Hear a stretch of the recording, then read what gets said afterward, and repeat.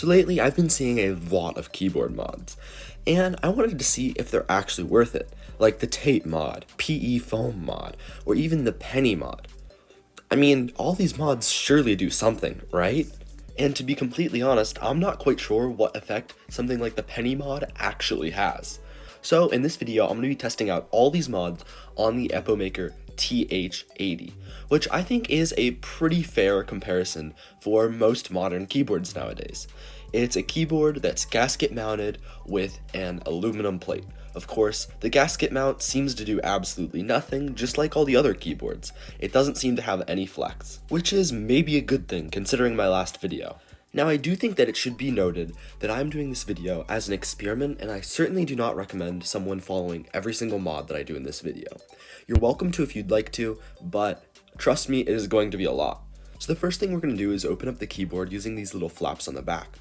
Now that once it's open, we can see what's inside the actual case. You can see the gaskets there. They really provide no flex at all, but you know what? I don't think that really is going to change much in this video.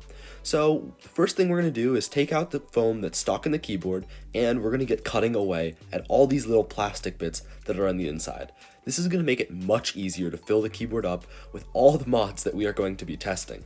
So now I think it's a fair time to say, what are we going to be putting inside this keyboard? Well, the plan is as many mods as possible. So the first one I'm going to be doing is this case tape mod, where I filled the case up with a little bit of masking tape and a little bit of duct tape. Supposedly this gets rid of a little bit of that plastic sound and makes the board a little less hollow. So as you guys can see, the case is now filled up with a good bit of tape. Now I'm going to be adding a little bit of weight. Now, you might be wondering, what would putting a chunk of wood do in your keyboard? Well, supposedly this creates a more premium sound and adds a little bit of density. I'm not sure if this is completely true, so I'm going to be trying adding wood and pennies and see if there's an actual effect.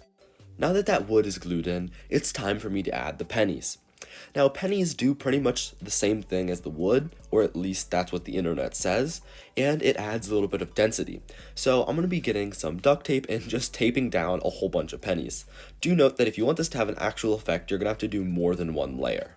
So as you guys can see, this keyboard now has a ton of stuff in here. So what are we going to do? Well, of course we're going to add more stuff. I mean, come on. So we're going to be adding some tin foil, because supposedly that can reflect some of the plastic sound, and see if that has any actual effect at all. So now that that's done, we're going to be adding paper, because I do know for a fact that paper can increase the density and improve the sound of a board. Although you probably need more paper than that, I know it still at least might help a little bit. With all that done, now it's time to move on to modding the plate and PCB. Now, in the true fashion of the board, it is certainly right that I add the tape mod. Now, I'm also going to add some plate foam, because everyone knows that you need as much foam as possible inside of a keyboard. But why stop at just plate foam?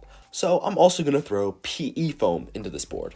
So now it's time for the actual assembly of the board. It was extremely hard to get that front case back on this thing, because it is so dense. You can even see the whole board is like bent right now. So it looks kind of crazy. So I did a ton of mods to this keyboard, but which ones were actually effective and which ones were kind of more just useless? So I'm going to put them all up on the screen right now. Feel free to pause and see which ones I would recommend, which ones I wouldn't, which had an effect, which were kind of just a fake placebo kind of mod. Now it is time for a sound test, but before that, like always, sub for a banana. Now, I do also just want to get in here and say that sometimes I think these mods are good and sometimes I think it can be a problem. As when you do all these mods, pretty much all keyboards sound the same, which takes away a bit of the fun of the hobby. You know, getting a new keyboard, it sounding different than your old one, and that's kind of what drew most of us in the first place. Funny little thing I noticed, the spacebar sounds like a frog.